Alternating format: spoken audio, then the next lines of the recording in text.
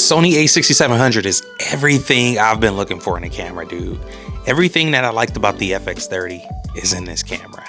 Like, no crazy YouTube intro, no, like let's just talk about it. This camera is so ahead of its time and so advanced that if you ask ChatGPT what the top features of the Sony a6700 are, ChatGPT doesn't even know that it's out. Like, ChatGPT cannot comprehend the amazing level that this camera is on, and it's crazy. Like, my favorite things about the FX30 is pretty much the autofocus. I got to use it all last week on 2 separate occasions, and it just shined so freaking well. I used the 16 to 55 G lens for the APS-C lineup, and I would love to just like throw a well put together video together and show y'all some B-roll from what I got from these past 2 events. But I'm so hyped up about this. I'm on the a6700 right now, and I'm so hyped up about it that I can't even like wait to do a freaking project and then throw in some cool 4K 120 slow-mo.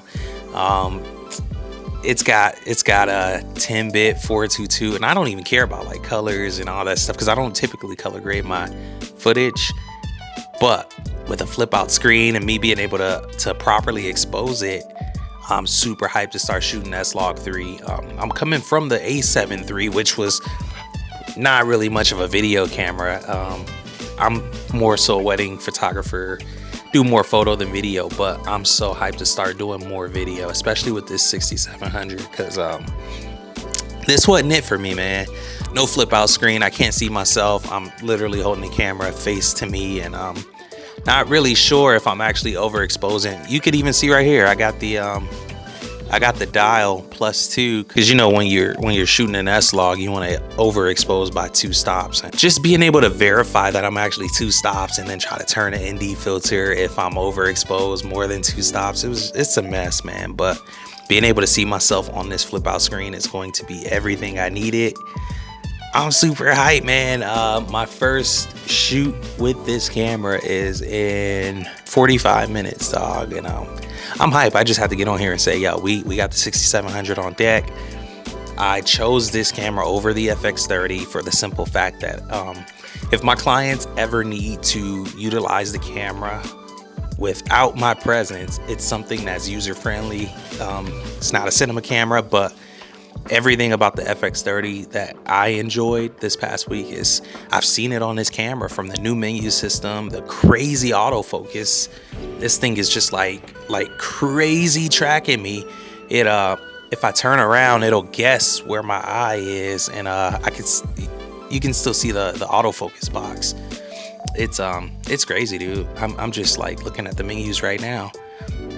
You can literally set your exposure dial in camera to overexpose by 2 stops, and then the flexible ISO is like something that really caught my attention. You know when you're shooting an S-Log, your minimum ISO is 800. You can flex your maximum ISO to not go over a certain amount, which is like clutch, because you know when you bring in more ISO, you typically bring in more noise. You can set it to not go over a certain amount.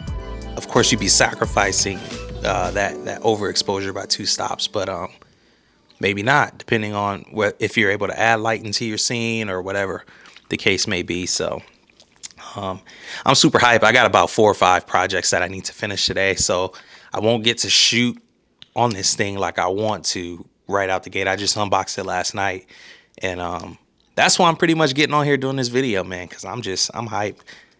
At first glance, this is everything I've been looking for in a camera. Like I said, got the flip screen, the freaking bigger batteries. So all the batteries I bought for my A7 III just work with it. I don't have to worry about batteries. All the lenses, of course, is E-mount. I'm trying to see what else. I don't know. I just feel like it pairs really well when you throw the Sigma 16mm f1.4 on there. That's what I'm using right now, and it's just fast, man. It blew my mind last night. It did not make me regret not getting the FX30, not even one bit. Smaller camera, easier to vlog with. You just throw it on a little stand like this and just shoot, man. And that's all I ever really wanted to do as a creator. But this is not the camera that you just pull out and just flip the screen around and just shoot with. And I know that I'm like leaving out a big gap in years of cameras that have been released that would have better suited me, but it never really made sense to upgrade until I saw the a6700.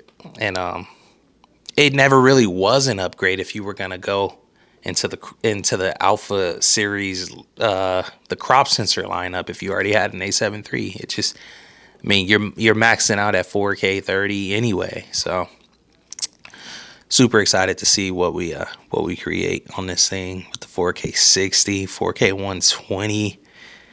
Dog, I'm hyped. Let's go. We out.